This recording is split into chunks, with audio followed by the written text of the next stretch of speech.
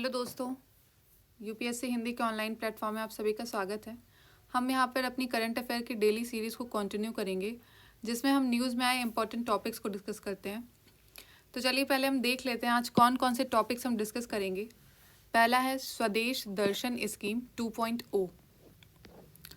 फिर नेक्स्ट है Santhal rebellion, Paika rebellion. Actually अभी जो हमारी मैडम प्रेसिडेंट जो बनी है, तो उन्होंने कुछ कुछ रिबेलियन के नाम लिए हैं अपने स्पीच में, तो उन्हीं रिबेलियन को हम देखेंगे।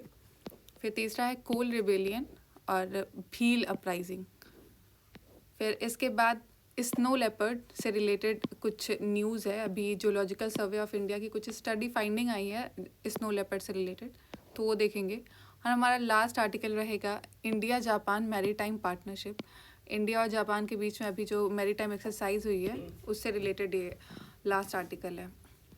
तो चलिए स्टार्ट करते हैं अपने सबसे पहले आर्टिकल से, जो कि स्वदेश दर्शन स्कीम से रिलेटेड है। तो ये मिनिस्ट्री ऑफ टूरिज्म की स्कीम है।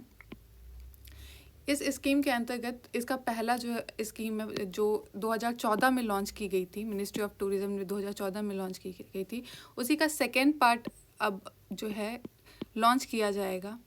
तो इसको और पहले से जो भी इसके ड्रॉबैक्स थे उनको और अच्छा करके इस जो सेकेंड वाले पार्ट में जो है इस स्कीम को और बढ़ावा दिया जाएगा, ताकि हमारा जो टूरिज्म सेक्टर है उसको बूस्ट मिले और इसको और सस्टेनेबल तरीके से टूरिज्म का बढ़ावा दिया जा सके। तो इसके कुछ फीचर्स हैं, जैसे कि डेवलप सस्टेनेबल और रिस्पॉन्सिबल टूरिज्म, और एक हमको बेंचमार्क एक डिसाइड करना है कि जिसके अकॉर्डिंग सारे जो टूरिस्ट साइट हैं उनको जो है मैनेज करना है। और इस बार का ये जो 2.0 है, इसका मेन पर्पस रहेगा जो टियर सेकेंड और टियर थर्ड की सिटीज़ हैं उनमें जो है डोमेस्टिक टूरिज़्म को बढ़ावा दिया जाए। और फिर ये जो स्कीम है इसको फंड पूरी तरह से सेंटर करेगी। 100% सेंट्रली फंडेड स्कीम है, लेकिन इसका जो इम्प्लीमेंट करना है, इसको टोटल जो इम्प्लीमेंटेशन इसका होगा ये स्टेट गवर्नमेंट के हाथ में होगा। तो ये जो पहली स्कीम को लॉन्च इसको किया गया था 2014 में, और ये जो है 100% सेंट्रली फंडेड है और CSR funding, corporate sector responsibility जो है उसके तहत इसको फंड किया जा रहा है इस स्कीम को। तो टूरिज्म से रिलेटेड कुछ फैक्ट हैं इंडिया के, जैसे कि इंडिया जो है 10th पोजीशन पे आया है। जो world travel and tourism council की रिपोर्ट है उसके अकॉर्डिंग इंडिया जो है वर्ल्ड में 10th पोजीशन पे है टूरिज्म के मामले में। और इंडिया की जो GDP है उसमें करीब 6.8% का कंट्रीब्यूशन जो है टूरिज्म सेक्टर करता है।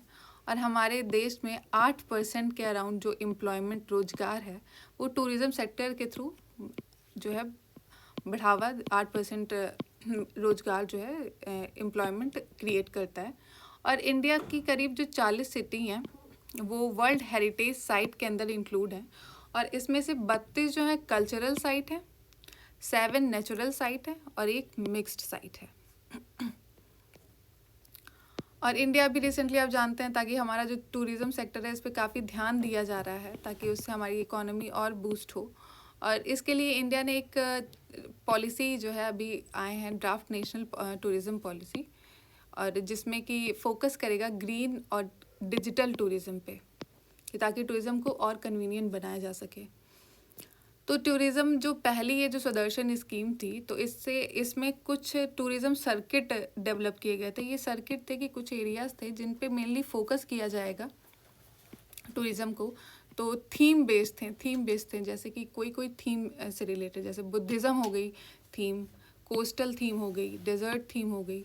तो ये सारे सर्किट ऐसे करीब 15 सर्किट्स थे। तो ये आप देख सकते हैं, Buddhist circuit, coastal, desert, eco circuit, heritage circuit, Himalayan circuit, Krishna circuit, north east circuit, Ramayana circuit, rural circuit, spiritual, सूफी, Tirthankar, tribal and wildlife circuit. ये अलग अलग थीम के हिसाब से सर्किट्स का डेवलपमेंट है, जहाँ पे टूरिज़्म को जो है पहली जो स्कीम थी जब शुरू में लॉन्च किया गया था तब इनको बढ़ावा देने का बात हुई थी।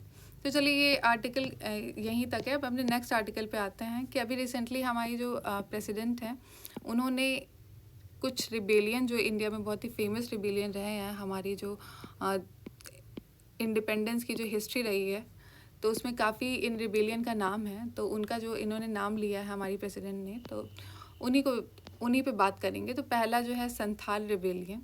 तो संथाल रिबेलियन को सौंथोल या फिर संथाल हूल भी कहा जाता है। ये झारखंड और वेस्ट बंगाल के रीजन में ये अपराइजिंग हुई थी, रिबेलियन हुई थी। ये किसके खिलाफ हुई थी? ये ब्रिटिशर्स ईस्ट इंडिया कंपनी, उनकी जो पॉलिसीज़ थी, जिसकी वजह से वहाँ के जो ट्राइबल पीपल थे, जो संथाल ट्राइब थी, उनको बहुत दिक्कतों का सामना करना पड़ा उनकी पॉलिसीज़ की वजह से। उनको उनके रीजन से हटा दिया गया जहाँ पे वो अपना फॉरेस्ट में, जैसे जो ट्राइबल होते हैं वो उनकी पूरी लिविंग वो पूरी तरह से फॉरेस्ट पे डिपेंडेंट होते हैं, तो उनके जो फॉरेस्ट राइट थे उनसे ले लिए गए। तो इस वजह से संथाल पीपल ने जो ब्रिटिशर्स के खिलाफ, ईस्ट इंडिया कंपनी के खिलाफ जो है ये रिबेलियन हुआ था। तो ये कब हुआ था? ये 1855 में हुआ था, जो कि करीब 30 जून को स्टार्ट हुआ था और 10 नवंबर तक रहा था। फिर उसके बाद ईस्ट इंडिया कंपनी ने बहुत ही बुरी तरह से इसको जो है सप्रेस कर दिया, इस रिबेलियन को। और आप देख सकते हैं जो हमारी क्रांति हुई थी उसके कुछ ही समय पहले की ये बात है, ये जो एक तरह से कोइंसाइड करता है उससे। और इसके जो मेन लीडर थे संथाल रिबेलियन के, वो सिद्धू, कान्हू, चांद और भैरव, ये 4 ब्रदर थे। ये इनको मुर्मू ब्रदर कहा जाता है। तो ये सिद्धू, कान्हू, ये इसके लीडर रहे थे। तो अपने नेक्स्ट रिबेलियन की बात करते हैं, जो कि पाइका रिबेलियन से रिलेटेड है। तो ये पाइका रिबेलियन है, इसको पाइका विद्रोह भी कहते हैं। और ये आर्म्ड रिबेलियन था, जो कि 1817 में किया गया था, अगेंस्ट किसके? दोबारा वही कंपनी रूल, ब्रिटिशर्स के खिलाफ था। इसके लीडर जो थे वो थे जगबंधु, और इन्होंने जो लॉर्ड जगन्नाथ थे, हमारे फेमस, इनकी जो पूजा की जाती है लॉर्ड जगन्नाथ की उड़ीसा रीजन में, उनको as a symbol of unity जो है दर्शाया गया था। तो ये रिबेलियन जो है कंपनी के खिलाफ किया गया था उड़ीसा में, और इसको वही ब्रिटिशर्स ने इसको एक जो वहाँ के जो पाइका जो पीपल थे उनके जो लैंड होल्डिंग थी उनसे छीन ली गई थी, उनकी लैंड होल्डिंग, उनके लैंड राइट। तो इस वजह से ये ब्रिटिशर्स के खिलाफ इन्होंने एक 1817 में रिवॉल्यूशन किया था। तो अपने नेक्स्ट अपराइजिंग देखते हैं, जो कि कोल अपराइजिंग से रिलेटेड है। ये कोल अपराइजिंग जो है, इसे कोल म्यूटिनी भी कहते हैं, जो कि ये आदिवासी पीपल हैं, ट्राइबल पीपल हैं कोल, और ये छोटा नागपुर रीजन में रहने वाले पीपल हैं। इन्होंने 1829 के अराउंड ये जो रिबेलियन हुई थी, अपराइजिंग हुई थी, क्योंकि इनके खिलाफ कुछ ज़्यादा ही इनको इकोनॉमिकली एक्सप्लॉइट किया जा रहा था। जैसे इनका जो सिस्टम लैंड टेन्योर था, कि जो लैंड पे इनके जो राइट थे वो इनसे ले लिए गए थे, और एडमिनिस्ट्रेशन जो ब्रिटिशर्स ने अपने हाथ में ले लिया था। तो इसकी वजह से बहुत अत्याचार करते थे ये जो कोल पीपल थे, ट्राइबल पीपल थे। तो उन्होंने इनके खिलाफ ये अपराइजिंग हुई थी। और इसमें जो कोल अपराइजिंग थी, इसमें ना ही केवल कोल ही नहीं थे, बल्कि और भी कम्युनिटी जैसे कि मुंडास, ओरांव, होस, इन्होंने भी इसमें पार्टिसिपेट किया था। और इसके जो मेन लीडर थे, ये थे बुद्धू भगत, जाओ भगत, मदारा महातो, ये इसके लीडर रहे हैं, मेन लीडर रहे हैं कोल अपराइजिंग के। फिर नेक्स्ट भील अपराइजिंग, ये कहाँ पे हुई थी? ये महाराष्ट्र के खानदेश रीजन में हुई थी। ये करीब 1818 के टाइम पे हुई थी। तो अपने नेक्स्ट आर्टिकल पे आते हैं, जो कि स्नो लेपर्ड से रिलेटेड है। स्नो लेपर्ड अभी न्यूज़ में आया है, क्योंकि अभी जूलॉजिकल सर्वे ऑफ इंडिया ने, जडसाई ने जो है कुछ स्टडी इस पे पब्लिश की है, कि इसकी जो ये जो स्पीसीज़ है इसकी इम्पोर्टेंट बताई गई है, कि ये जिस रीजन में रहते हैं तो वहाँ के हर्बीवोर जो हैं, जो भी शाकाहारी जीव जो हैं, तो उनके लिए कितना इम्पॉर्टेंट है इकोसिस्टम को मेंटेन करने के लिए। तो ये इससे रिलेटेड कुछ फाइंडिंग्स इन्होंने बताई हैं। तो ये जो स्नो लेपर्ड है, इसको इंडिकेटर स्पीसीज़ या फिर फ्लैगशिप स्पीसीज़ भी कहा जाता है। इंडिकेटर स्पीसीज़ क्या होती हैं? ऐसी स्पीसीज़ जो कि अपना जो इनका इकोसिस्टम है जहाँ पे रहती हैं, तो उसके आसपास का जो रीजन है उसकी हेल्थ को इंडिकेट करती हैं।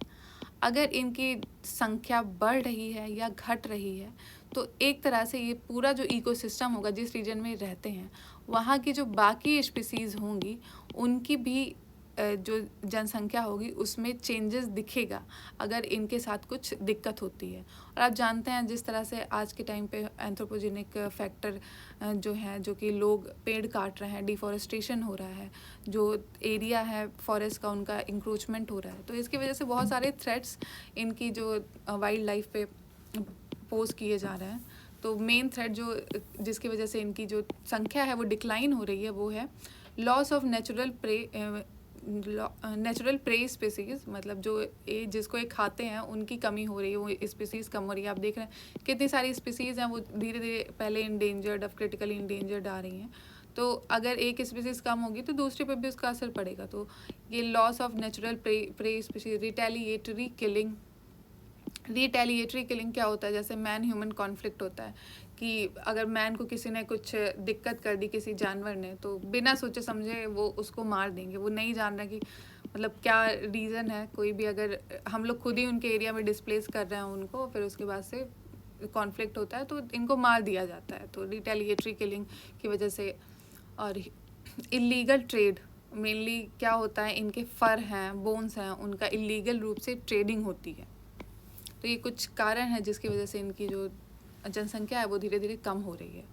और ये इनका हैबिटेट, ये कहाँ पे रहते हैं, ये स्नो लेपर्ड है, तो ये आप देख सकते हैं मेनली स्नो वाले रीजन में रहेंगे, जो पहाड़ी इलाका है और ऑल्टीट्यूड जिसका 3200 से करीब 5000 मीटर के अराउंड जो एरिया है, एलिवेशन है, ऊंचाई है, वहाँ पे रहते हैं। मेनली पहाड़ में रहते हैं, जहाँ हिमालय वाला रीजन है वहाँ पे ये पाए जाते हैं। तो इनके हैबिटेट को कंजर्व करने के लिए कुछ कुछ ग्लोबल एफर्ट हैं, कुछ कुछ अलग कंट्रीज़ में जहाँ जहाँ पे पाए जाते हैं उन लोगों के ग्लोबल एफर्ट है, तो उनको देख लेते हैं। जैसे GSLEP, global snow leopard and ecosystem protection programme, ये 2013 में स्टार्ट किया गया था इसको कंजर्व करने के लिए। और है हिमाल संरक्षक, ये एक 2020 में लॉन्च किया गया है, वॉलंटियर प्रोग्राम है, कम्युनिटी वॉलंटियर कि लोग खुद पार्टिसिपेट करेंगे इसको कंजर्व करने के लिए।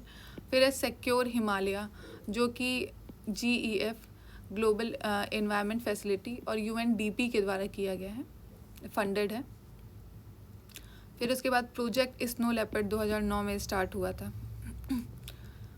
इंडिया बेस का इसमें पार्ट लिया हुआ है इंडिया ने। और फिर 21 critically endangered species for recovery, जो हमारी MOEFCC, ministry of environment and forest,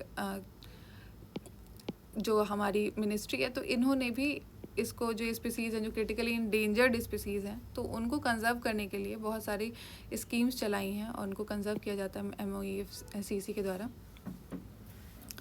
तो इन्होंने और फिर ये जो लास्ट एक प्रोग्राम है snow leopard conservation breeding programme, जो कि दार्जिलिंग में एक जूलॉजिकल पार्क है, पद्मजा नायडू हिमालय, तो यहाँ पे इसको कंजर्व किया गया है कि यहाँ पे इनको ला के इनको ब्रीडिंग प्रोग्राम किया है। तो ये सारे प्रोग्राम हैं स्नो लेपर्ड को बचाने से रिलेटेड। तो चलिए अपने नेक्स्ट आर्टिकल पे आते हैं, जो कि हमारा लास्ट आर्टिकल है, जो कि इंडिया जापान के बीच में अभी मैरी टाइम एक्सरसाइज हुई है, पार्टनरशिप एक्सरसाइज, तो उसी से रिलेटेड है। तो ये जो एक्सरसाइज हुई है अभी अंडमान सी में हुई है, जो कि जिसमें इंडिया की नेवी और जापान की नेवी ने पार्टिसिपेट किया है। ये एक तरह से सेल्फ डिफेंस एक्सरसाइज है और इसका एम इंटरऑपरेबिलिटी, कम्युनिकेशन, यही नॉर्मल जो एम होते हैं, एक दूसरे के बीच में सामंजस्य बैठाना, इस टाइप से। तो चलिए इसका ये जो लास्ट इसके जो यूनिक फीचर बताए गए हैं, तो हमारे इंडिया की साइड से इसमें INS सुकन्या ने पार्टिसिपेट किया है और ये एक ऑफशोर पेट्रोल वेसल है इंडियन नेवी की। और इंडिया और जापान के बीच में और भी मैरीटाइम एक्सरसाइज हैं, तो उसमें से कुछ के नाम है। पहला तो ये जाइमेक्स हो गई, जापान इंडिया मैरीटाइम एक्सरसाइज। फिर अब मालाबार एक्सरसाइज आप जानते हैं, जिसमें इंडिया, US, जापान और ऑस्ट्रेलिया, ये सारे क्वाड के कंट्री हैं, तो ये इसमें पार्टिसिपेट करते हैं, मालाबार। फिर उसके बाद और भी कंट्रीज़ के साथ हमारी जो मैरीटाइम एक्सरसाइज हैं कुछ इंपॉर्टेंट देख लेते हैं। एक इंडो थाई कॉर्पेट, तो इंडो थाई कॉर्पेट में इंडिया और थाईलैंड पार्टिसिपेट करते हैं। फिर इसके बाद कोंकण शक्ति, ये जो कोंकण शक्ति है ये UK के साथ है। फिर है समुद्र शक्ति इंडोनेशिया के साथ। फिर Singapore India maritime bilateral exercise SIMBEX, ये सिंगापुर के साथ है। और हमारी कतर के साथ एक मैरीटाइम एक्सरसाइज है जिसे कहते हैं ज़ैर अल बहार। तो ये कुछ एक्सरसाइज थी। तो thank you so much for watching. जय हिंद, जय भारत।